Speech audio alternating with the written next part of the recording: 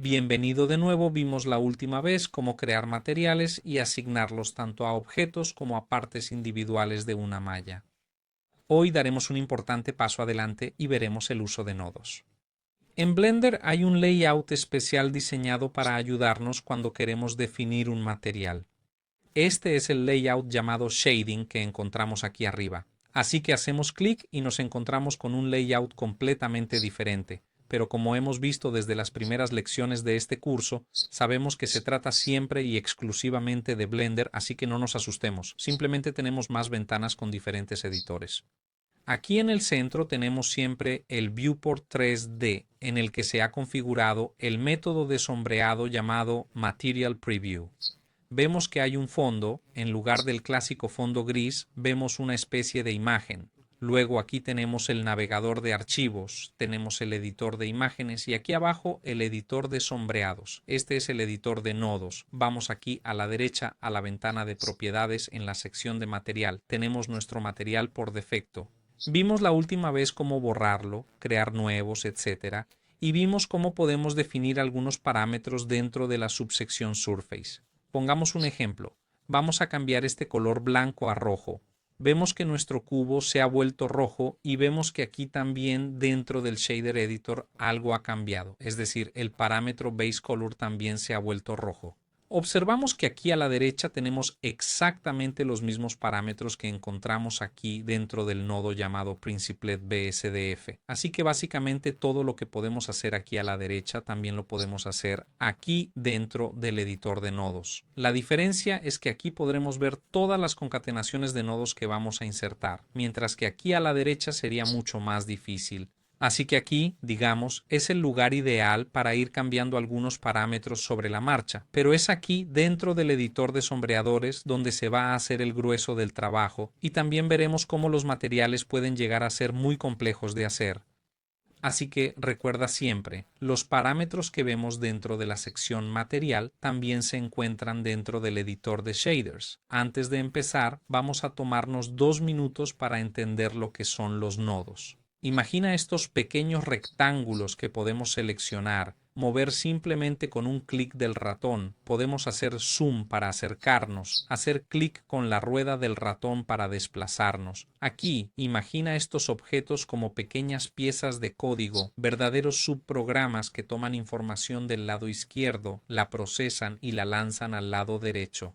Cada uno de estos puntitos que vemos son conectores que, si están en el lado izquierdo, sirven para importar información. Si están en el lado derecho, sirven para exportar información. Así que este nodo está muy completo, estructurado, con muchas opciones, y si las ampliamos todas veremos que son muchísimas. Tiene toda una serie de entradas y una sola salida. Cada punto corresponde a un tipo de dato diferente, lo que también nos avisa cuando estamos haciendo algo mal. De hecho, cuando vamos a conectar un punto morado con un punto verde, por ejemplo, puede que algo no funcione o no dé el resultado que esperamos. Los colores los han puesto los programadores precisamente para ayudarnos a no cometer errores. Veamos estos colores juntos.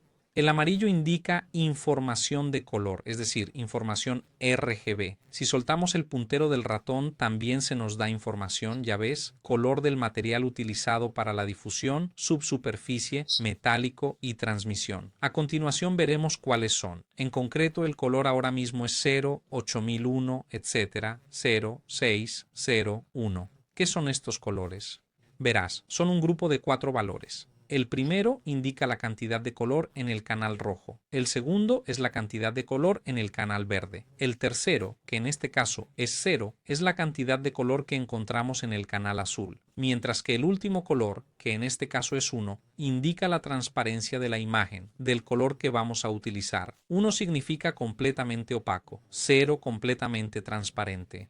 Pero, de momento, no te asustes porque el punto amarillo significa información de color, es decir, 4 informaciones numéricas que juntas dan como resultado una imagen. En este caso, una imagen plana de color rojo. Luego tenemos los conectores de tipo gris. Son simples conectores de tipo numérico. Si eres programador, puedes ver que se trata de un dato de tipo float, un valor con una coma y no un número entero. Aquí lo vemos puesto a 0. Dependiendo del tipo de material puede haber mínimos y máximos. En este caso, el valor mínimo es 0, el máximo es 1, y si ponemos un valor intermedio manteniendo el ratón sobre el conector, podemos ver el valor exacto. En este caso es 0,7.977.273. Los otros conectores también son grises por lo que esperan un valor como float. Cierto, en este caso, por ejemplo, en el valor metallic tenemos de 0 a 1, pero nadie prohíbe el uso de valores negativos o al menos valores mayores que 1. Depende del contexto. En general, sin embargo, punto gris, un valor numérico con una coma. Luego tenemos el conector morado. Se trata de un triplete de números. En este caso encontramos 0, 0 y 0, que definen un vector. Son 3 porque hay uno para cada eje. El primer valor es el eje X, el segundo es el eje Y y el tercero es el eje Z. Así que cuando vemos puntos morados sabemos que estamos hablando de un triplete de valores que definen un vector. Si abrimos las subcategorías transmisión, emisión, etc., veremos que el color de los puntos es siempre el mismo, gris, amarillo o morado. Sin embargo, también hay un color adicional, que es el verde. El conector verde no es un simple dato numérico, sino que es una información que define un sombreado, un shader, es decir, el material. Cuando conectamos un punto verde con otro punto verde, estamos transfiriendo información real sobre el material, por lo que no es un simple valor numérico. En Blender existen principalmente tres tipos de nodos. Nodos de tipo entrada, nodos intermedios y nodos de tipo salida. Los nodos de tipo input, que vemos llamando al comando add con Shift plus A, son diferentes. Tomemos uno, por ejemplo, Object Info. Verá que no tienen valores de entrada, sino solo de salida. Esto se debe a que estos nodos solo sirven para darnos información y en este caso, Object Info es información procedente de nuestro objeto, por ejemplo, posición, color, etc. Los nodos intermedios son, por ejemplo, los BSDF de principio. Sin embargo, todos aquellos nodos que no son ni input ni output son nodos intermedios, por lo que tendrán tanto información de entrada como de salida. Finalmente tenemos los nodos de salida que, a diferencia de los nodos de entrada, solo tienen información de entrada y no de salida porque reciben información de nuestro sistema de nodos y la devuelven a Blender en forma de material. Así que el material que veamos dentro del viewport 3D será el que nos dé el material output. Para insertar un nuevo nodo, como acabamos de ver, se utiliza el comando añadir, que siempre se llama con la abreviatura Shift plus A. Quizás hacer algunos experimentos libres, insertar nodos, incluso al azar, solo para ver qué pasa. Para mover nodos podemos hacer clic y arrastrarlos directamente. Podemos seleccionar varios nodos con un rectángulo de selección o manteniendo pulsada la tecla Shift. Para mover nodos podemos, como en la vista 3D, usar la abreviatura G para invocar el comando agarrar. Podemos invocar la función escala para escalar la posición de los nodos, de modo que podamos alejarlos unos de otros y apretarlos, y con R también podemos rotarlos. Ahora podríamos preguntarnos, ¿pero para qué sirve rotar nodos? Bueno, puede resultar útil cuando tenemos muchos nodos. Para conectar un nodo con otro simplemente hacemos clic y arrastramos de un conector a otro. Este es un conector de color, así que vamos a ponerlo en una conexión amarilla, pero cuidado, nadie nos prohíbe conectar un punto amarillo con un punto gris. No está prohibido, es simplemente que esta combinación de colores puede darnos resultados que no esperamos. De hecho, mira aquí, de amarillo pasa a morado, de amarillo pasa a gris, y de aquí de amarillo pasa a amarillo. Así que digamos que Blender nos avisa, dice, atención, estás mezclando manzanas con peras.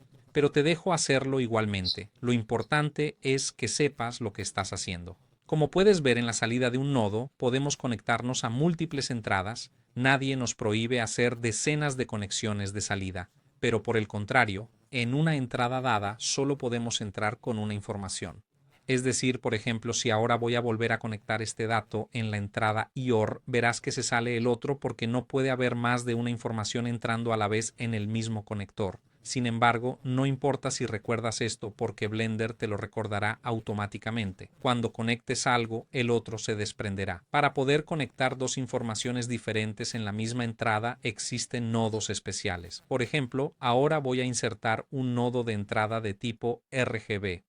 Se trata de un nodo que nos permite dar salida a un color. Tomemos el verde como ejemplo. Eliminamos el nodo gamma y en su lugar duplicamos este nodo RGB.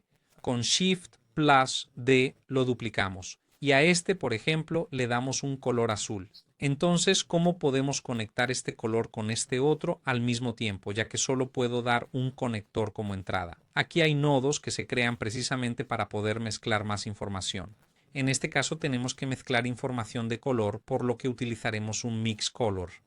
Mix Color nos permite tener dos entradas, entrada A y entrada B, y tener una salida. En este caso estamos mezclando un verde con un azul y vemos el resultado en la vista 3D. Alternativamente también podemos verlo en la vista previa. Hagamos una prueba. En lugar de verde, probemos a mezclar rojo y así sucesivamente. Ves que cambiando la entrada obtenemos una mezcla de colores diferente. Hay diferentes tipos de mezcla. Tenemos oscurecer, multiplicar, quemar color, iluminar, pantalla, etc. Si has utilizado programas de edición fotográfica como GIMP o Photoshop, ya habrás visto estos tipos de mezcla. Por analogía con los programas de edición fotográfica, existen estas diferentes mezclas. Sin embargo, la que viene por defecto es Mix y con el valor Factor podemos ir definiendo cuánto debe influir el color que va a A y cuánto el que va a B. Cuando el valor del Factor es 0, será 100% el color que entra en A. Cuando el valor del Factor es 1, el resultado será 100% el color que entra en B. Lo más interesante es que Factor tiene un conector de entrada. Esto significa que podríamos utilizar otra información para ir a mezclar los dos colores. Pongamos un ejemplo. Borro estos dos nodos. Para borrarlos, los seleccionamos y luego presionamos X y vamos e insertamos un nuevo nodo. Podemos hacerlo con Shift plus A, pero también podemos hacerlo pulsando sobre el conector y arrastrando hacia la izquierda. Puedes ver que aparece este cursor con el plus, avisándonos de que estamos a punto de añadir un nodo. Soltamos el ratón y ya podemos ir a buscar el nodo que necesitamos. Para este experimento vamos a buscar Brick Texture. Este es un nodo que genera ladrillos reales. Los vemos aquí arriba en la parte superior y por defecto se nos ha conectado en el valor color. Usted puede ver que en realidad necesitamos un valor numérico, por lo que vamos a conectar el valor factor en su lugar. Fíjate lo que ha pasado. Tenemos una textura de ladrillos, luego veremos quizás cómo funciona. Podemos escalarla, podemos definir el tamaño de las juntas, el tamaño en anchura y altura de los distintos ladrillos. Pero lo interesante es que se nos da precisamente el discriminante entre el color verde y el color azul. Es decir, en este momento nosotros, utilizando los dos nodos entrada A y entrada B, podemos ir y decir que en las juntas entre un ladrillo y otro queremos el color verde, mientras que los ladrillos queremos que sean azules. Hagamos un experimento. Hagamos que los ladrillos sean rojos y las juntas grises. Para hacerlos grises, ponemos la saturación a 0 y elegimos el punto gris. Aquí hemos definido un material, por supuesto muy básico. Estamos hablando de los primeros pasos, pero es un material no trivial. Es decir, ya hemos utilizado dos colores diferentes y los hemos fijado en dos zonas diferentes gracias al valor factor. Ahora vamos a intentar utilizar otro tipo de textura, así que vamos a separar la textura ladrillo e insertar, por ejemplo, una textura onda. Veamos qué sucede. Wave va a crear ondas reales, en este caso bandas, pero también podemos pedir que se creen anillos, que luego, por supuesto, podemos pasar a modificar. El principio es siempre el mismo. Tenemos dos colores que van a mezclarse en función del factor de entrada. Ya ve que el factor color funciona. En apariencia funciona exactamente igual que el valor factor, pero es más correcto utilizar este último. Bien, para esta lección nos detendremos aquí. Hemos visto qué son los nodos, hemos visto qué tipos de datos son, qué tipos de información se pasan entre un nodo y otro, hemos visto cómo insertar nuevos nodos, conectarlos entre sí y mezclar información entre ellos. Por supuesto, aún no hemos aprendido a crear materiales, pero hemos sentado las bases para la gestión de parámetros. El ejercicio que te propongo hoy es experimentar. Prueba a insertar los nodos que están disponibles en Blender. Experimenta, prueba a mezclar colores, utiliza texturas onduladas, texturas Voronoi. Prueba todo lo que hay, no tengas miedo porque es precisamente experimentando cómo se descubren tantas cosas. Luego, por supuesto, en las próximas lecciones veremos cómo crear materiales reales con cierta lógica. Haz algunos experimentos también con parámetros como el factor de escala. El factor de escala veremos que cuanto mayor sea el número, más pequeñas serán las texturas. Pongamos por ejemplo 50 como valor, veremos lo finas que se vuelven. Prueba a variar la distorsión. Ya te habrás imaginado por ti mismo lo que puedes conseguir con este tipo de parámetros. Probemos a cambiar, por ejemplo, de rojo a un color parduzco. ¿Lo ves? Ya entiendes por ti mismo que las posibilidades son muchas. Así que aquí tienes, experimenta y nos vemos de nuevo en la próxima lección para empezar a crear materiales reales. Como siempre, gracias por seguirme y hasta pronto.